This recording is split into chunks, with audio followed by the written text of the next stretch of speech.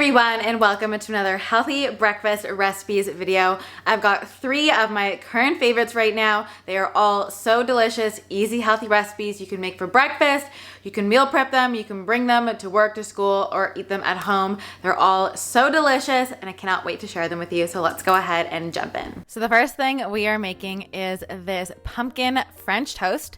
We're starting off by whisking an egg, and then to that we're going to be adding in some pumpkin.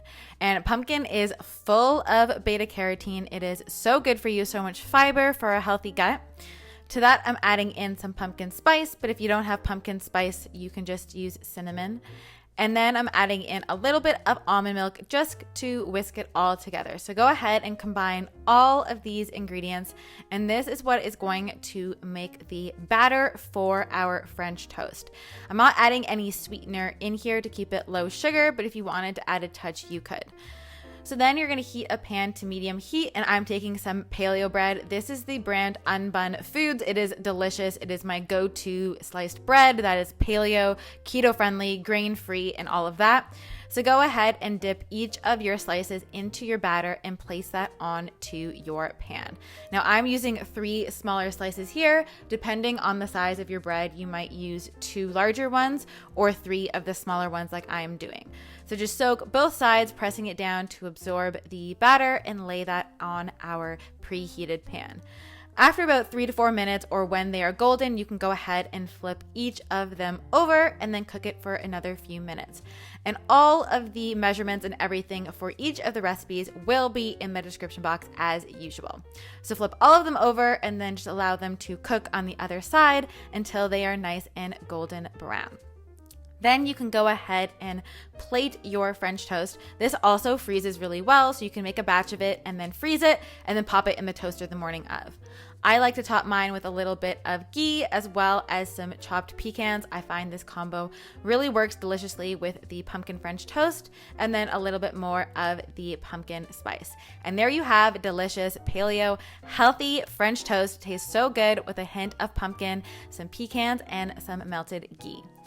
Next up, we are making some apple pie porridge. So I'm starting off with half of an apple. I'm using Honeycrisp because it is my favorite apple. Some cinnamon, and we're gonna cook this in the pan for a few minutes until the apples start to soften a little bit.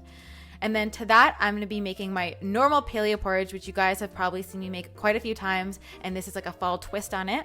So I'm adding in some almond milk, some almond flour, which is full of great healthy fats and makes this breakfast super satisfying, some vanilla, some ground flax for fiber, as well as some almond butter, which adds not only a nice texture, but also some more healthy fats to make this a very satisfying breakfast. So then all you have to do is stir that together until it becomes nice and thick, and it combines with the apple and tastes honestly so delicious. You can even prep a bunch of this beforehand and eat it the next morning. I had some this morning kind of like as a cold version out of the fridge, or you can eat it warm. Either way, it's super delicious.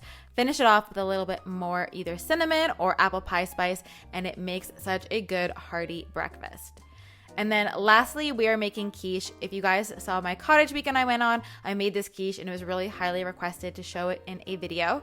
So I'm using a combo of bacon and mushrooms. You can use whatever combo that you like. You could do spinach, you could do zucchini, asparagus, whatever you do, you just need to do about a cup of it. So while that's cooking, I'm gonna go ahead and mix together our eggs, and I'm using 6 eggs here for 1 quiche.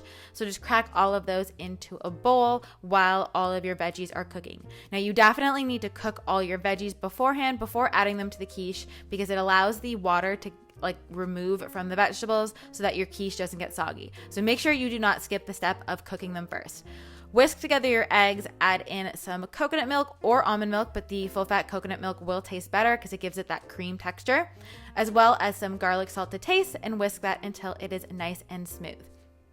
And then I am using a store-bought crust. You can find paleo gluten-free ones in the freezer section at my grocery store, so I just bought one, but I will leave a measurements down below for a homemade one in case you want to. But honestly, this makes it really simple and a really great way to just cut a middle step, buy a crust made of great ingredients at your local health food store, and then just add your fillings, add the eggs on top, and bake it for 30 minutes.